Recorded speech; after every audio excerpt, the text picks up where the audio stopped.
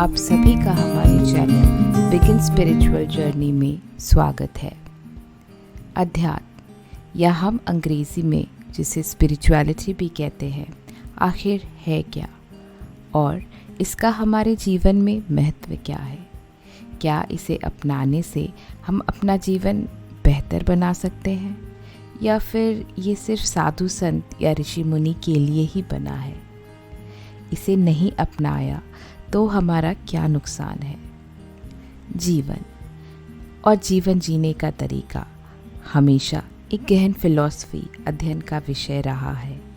हालांकि सामान्यतः लोगों ने जीवन समझा हो या नहीं, जीवन के सफलता के पैमाने पहले से ही ज़रूर तय कर दिए हैं, जैसे कि कमाया गया धन, संपत्ति, करियर एडवांसमेंट, सुंदर पति पत्नी, सुखद दाम्पत्य जीवन इत्यादि।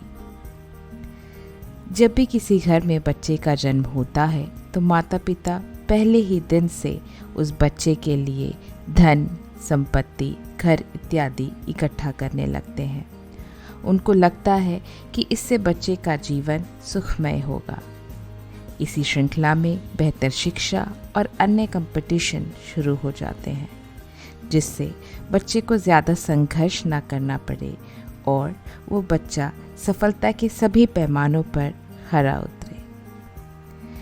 परंतु क्या यही जीवन है और क्या यही जीवन जीने का सही तरीका? जीवन तो एक अस्थायी अनुभव है या खो जाने वाला एक सपना, एक एक्सपीरियंस जो कि बहुत ही व्यक्तिगत है।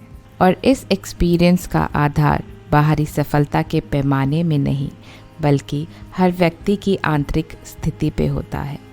द एक्सेस ऑफ हैप्पीनेस और success lies inside of every human being. जैसे कि कस्तूरी मृग चारों तरफ खुशबू की तलाश करता है, परंतु अपनी ही नाभि में नहीं देख पाता, ठीक उसी तरह हम भी अपने अंदर छुपे आनंद को नहीं महसूस कर पाते।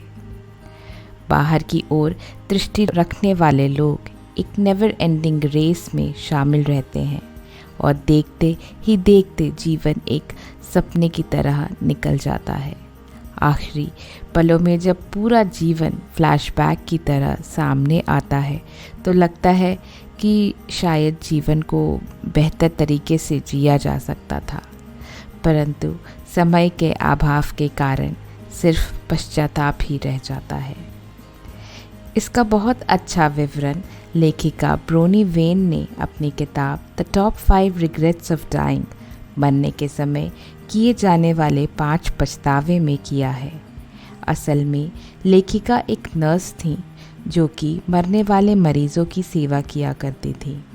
उन्होंने ये पाया कि ज़्यादातर लोगों को मरते समय 5 तरीके के पछतावे थे। यह पछतावे दर्शाते हैं कि यह व्यक्ति बाहरी सफलता के पीछे बह गए और जाने अनजाने अन्य महत्वपूर्ण चीज़ों पर ध्यान देने में चूक गए। इस पछतावे या जीवन व्यर्थता से बचने के लिए अध्यात्म समझना बहुत ज़रूरी है। जब हम अपना सारा ध्यान बाहरी दुनिया से हटाकर अपनी आंतरिक दुनिया पर ले आते हैं, तभी अध्यात्म का सफ़र शुरू हो जाता है। जब मनुष्य स्वयं का अध्ययन करना एवं स्वयं से जुड़ना शुरू कर देता है, उसे ही अध्यात्म कहते हैं। अंतर आत्मा का अनुसरण ही हमें स्थायी रूप से आनंदित बनाता है। भगवद गीता में श्री कृष्ण ने इसे धर्म कहा है और इसका अनुपालन को ही सर्वश्रेष्ठ माना है। अपने आप को साक्षी भाव से देखने पर हम स्वयं को बेहतर समझ पाते हैं एवं अपनी प्राथमिकताओं का आकलन बेहतर कर पाते हैं। अनावश्यक चीज़ों की व्यर्थता महसूस होने लगती है और धीरे धीरे उनसे निजात मिलना शुरू हो जाता है। हमारी अंतर आवाज़ साफ एवं प्रबल हो जाती है, जो दिशा बोध को बढ़ाती है।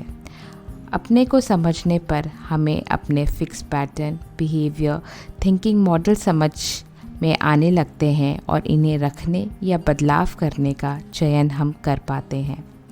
अपनी निर्णय शक्ति एवं एक्शन से हम अपनी बाहरी दुनिया में निरंतर बदलाव लाने में सक्षम रहते हैं। एक तरीके से हम अपने ही साइकोलॉजिस्ट बन जाते हैं, जो कि किसी भी गहराई तक जा सकता है। इस प्रकार हम अपने जीवन के सभी स्तंभों को, जैसे फाइनेंस, करियर, रिलेशनशिप, हेल्थ को अपनी ज़रूरत के हिसाब से बैलेंस करते चले जाते हैं। यह एक निरंतर प्रयास है। इसके अनुसरण से हमारे अंदर कोई कन्फ्लिक्ट, मतभेद नहीं रह जाता, जिससे आनंद और असीम ऊर्जा की अनुभूति होती है। इस ऊर्जा को हम अपने चयनित क्षेत्रों में फोकस रूप से लगा सकते हैं और बाहरी दुनिया को अपने अनुरूप ढाल सकते हैं। आखिर में ये कहना गलत नहीं होगा, अध्यात्म कोई गंतव्य नहीं बल्कि एक सफ़र है खुद की ओर, जीवन की ओर।